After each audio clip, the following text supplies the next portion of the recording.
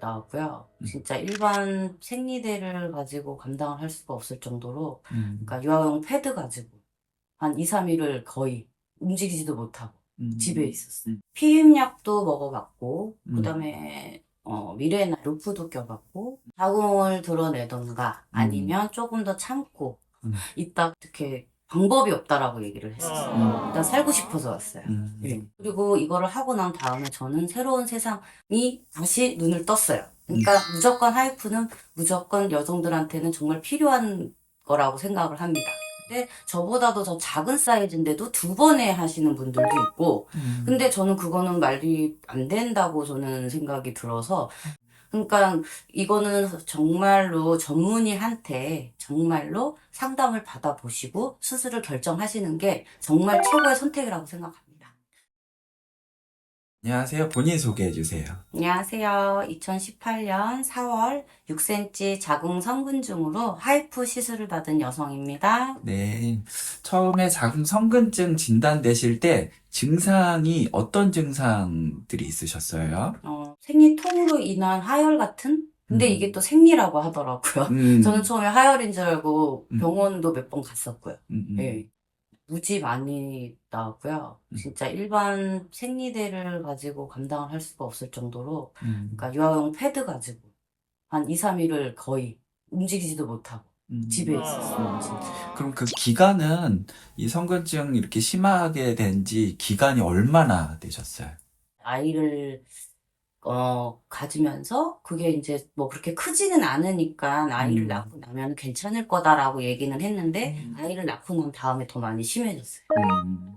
그러면 자궁 성근증 진단받고 다른 산부인과에서 음. 어떤 치료를 해라 하거나 아니면 어떤 뭐 약물 치료가 됐든 이런 걸 하신 거는 네. 피임약도 먹어봤고 음. 그다음에 미레나 루프도 껴봤고 음. 그래서 다 해봤는데도 그리고 피임약은 약간 부작용이 좀 심했고요. 음. 그다음에 미레나인가 그 자궁 안에다 넣는 음. 것도 부정출혈이 너무 심해서 저한테 맞지가 않았었어요. 네. 음. 다른 산부인과에서는 뭐라고 얘기하셨어요? 자궁을 드러내던가 음. 아니면 조금 더 참고 음. 있다가 나중에 이제 이제 시간이 지나고 나면 갱년기 증상이 오면 그때 자궁을 그냥 드러내는 게 낫겠다라고 얘기를 하셔가지고 어떻게 방법이 없다라고 얘기를 했었어요. 음. 그러면 하이포 치료는 어떻게 알게 되셨어요? 잘 가는 원장님께서 이 하이프라는 시술이 있는데 거기에 한번 상담을 한번 받아봐라 음. 라고 얘기를 하셔가지고 그냥 바로 왔죠. 음. 네. 그러면 하이포 치료하기 전에 좀 그래도 걱정이나 뭐 궁금증이나 이런 거가 있으시지는 않으셨어요? 궁금한다기보다는 일단은 자궁이 너무 힘들고 아프고 한 달에 한 번씩 맨날 겪어야 되는 거기 때문에 그냥 생각도 없이 그냥 왔어요. 그냥 일단 살고 싶어서 왔어요. 네. 그러면 하이포 치료하고 나서 그때 증상의 변화나 몸의 변화, 음. 몸의 변화는 일단은 통증이 없어서 너무 좋고요. 음. 그리고 생리혈도 많이 정상적으로 많이 좋아졌고요. 음. 그리고 주기적인 그 생리도 주기적으로 나오고, 음. 그리고 모든 게 다 정상적으로 돌아왔어요. 음.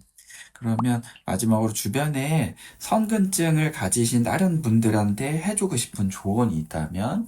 무조건 이거는 가지고 있는 병보다는 많이 많이 알고, 그리고 그거를 상담을 많이 하셔서 나한테 맞는 뭔가를 찾아서 빨리 시술을 하는 게 저는 좋다고 봐요. 음. 그리고 이거를 하고 난 다음에 저는 새로운 세상이 다시 눈을 떴어요. 음. 그러니까 무조건 하이프는 무조건 여성들한테는 정말 필요한 거라고 생각을 합니다. 음. 네, 주변에 하이프 치료를 이제 소개를 하신 분들도 꽤 있잖아요. 네네. 근데 또 저 말고 딴 데서 받으신 분들도 있다고 네. 하셨는데, 그분들은 좀 어떠셨대요? 그분들은 하이프 시술이라고 생각을 했을 때는 저는 직접 해봤기 때문에 음. 한 번에 6cm라고 하면 그렇게 작은 사이즈는 또 아니라고 얘기를 하시더라고요. 근데 저보다도 더 작은 사이즈인데도 2번에 하시는 분들도 있고, 근데 저는 그거는 말이 안 된다고 저는 생각이 들어서 결국에는 그분도 결국에는 자궁을 드러내는 수술을 하게 됐어요. 그러니까 이거는 정말로 전문의한테 정말로 상담을 받아보시고 수술을 결정하시는 게 정말 최고의 선택이라고 생각합니다.